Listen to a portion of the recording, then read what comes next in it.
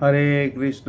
জয় জগৎগুরু শিল প্রভুপাদ কি জয়। পতিত পাবন গুরুদেব কি জয়। সদ্যগর ভক্তবৃন্দগণ, তো আশা করি আপনারা সবাই ভালো আছেন। তো আজকে আমরা ভৈমী একাদশী বা জয় একাদশীর মহিমা সম্বন্ধে আলোচনা করার চেষ্টা করব। যে একাদশী এতই মহিমান্বিত এবং এতই পাওয়ারফুল যে যদি আমরা কেউ এর মহিমা শ্রবণও করে থাকি, তা হলো আমাদের অশ্রত পিচাসত্ব যে ভাব আছে, আমরা যে খারাপ আচরণ অর্থাৎ আমাদের যে পিচাসের মতো যে আচরণ আমাদেরগুলো আছে সেগুলো দূর হয়ে যাবে, যেটা আমরা শাস্ত্রের মাধ্যমে জানার চেষ্টা করব।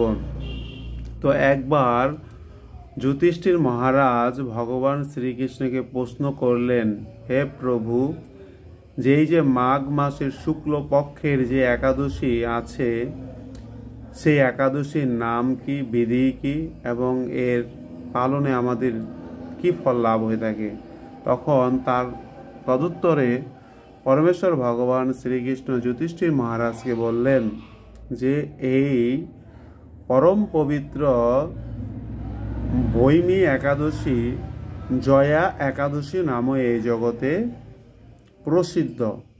তখন ভগবান শ্রীকৃষ্ণ যুধিষ্ঠির মহারাজকে বললেন যে একবার স্বর্গের অসংখ্য অপ্সরা এবং গন্ধর্বগণ তারা নৃত্য এবং কীর্তন করতেছিল। তখন একবার পুষ্পবতী এবং মাল্যবান তারা একজন আরেকজনের প্রতি আকৃষ্ট হয়ে যায়। কামের দ্বারা তারা একজন আরেকজনের প্রতি তারা যখন এমন কামের বশীভূত হয়ে তারা একজনের প্রতি আরেকজন আকর্ষিত হয়, সেই আকর্ষণের ফলে সেই কামের প্রভাবে তারা তাদের নৃত্য এবং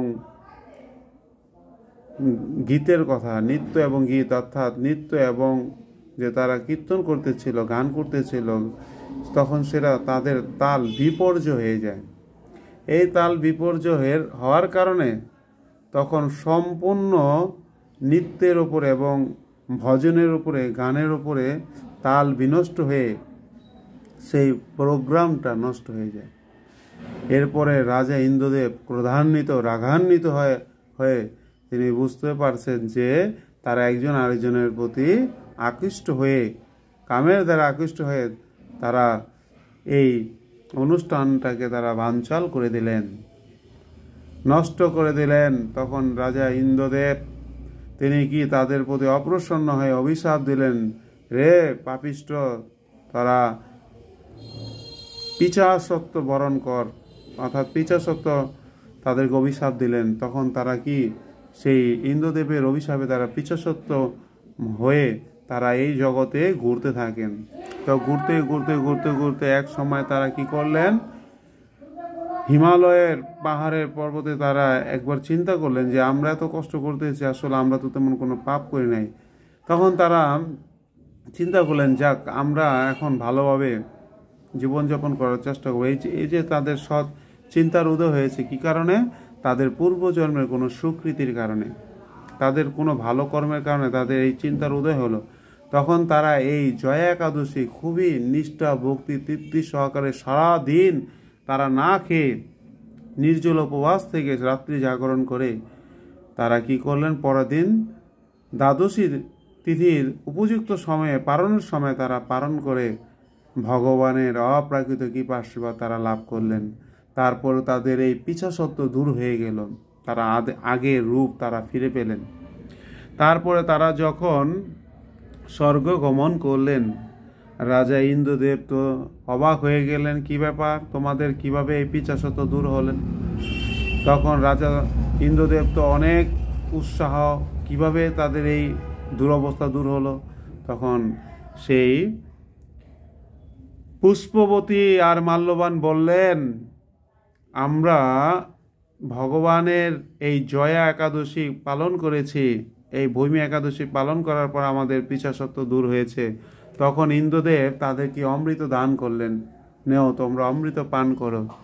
এবং রাজা বললেন যে যদি কেউ ভগবানের নাম কীর্তন এবং কেউ যদি এই একাদশী ব্রত পালন করেন, তাহলে তারা দেবতারাও তাদের প্রতি প্রসন্ন হয়ে থাকেন। তখন ভগবানের কৃপায় তারা কি করলেন, তাদের ওই পিশাচত দূর হয়ে তারা স্বর্গেও পূজিত হলেন। স্বর্গেরও সবাই তাদেরকে সবাই উৎসাহ উদ্দীপনা এবং তাদেরকে খুবই সম্মান প্রদর্শন করলেন এই জয়া একাদশী করার পরে, যখন তাদের পিশাচত্ব দূর হলো। তো এই জগতে আমরাও আমাদের আচরণে অনেক পিশাচত্ব থাকতে পারে। তো আমরা যদি এরকম ভগবানের এই জয়া একাদশী পালন করি, ভগবানের তিথি মাধব তিথিগুলো যদি আমরা পালন করে থাকি, তাহলে আমাদেরও পিশাচত্ব দূর হবে এবং আমরা কৃষ্ণ প্রেম লাভ করে ভগবত ধামে গমন করতে পারব। তো আপনারা সবাই ভালো থাকবেন, আর আমাদের এই ভিডিওগুলো প্রতিনিয়ত পাওয়ার জন্য আপনারা চ্যানেলটা সাবস্ক্রাইব করবেন আর বেশি বেশি করে শেয়ার করে দিবেন। কারণ আমাদের গুরু মহারাজ বলছেন, প্রচার অমৃত দিল যে গুরু গৌরাঙ্গের প্রাণ সেই। তাই আপনিও প্রচার করে গুরু এবং গৌরাঙ্গের প্রাণ হয়ে যেতে পারেন। নিতাই গৌর সীতানাথ প্রেমানন্দে হরি হরি বল। জয় মহাপ্রভু কি জয়, নিত্যানন্দ প্রভু কি জয়। হরে কৃষ্ণ।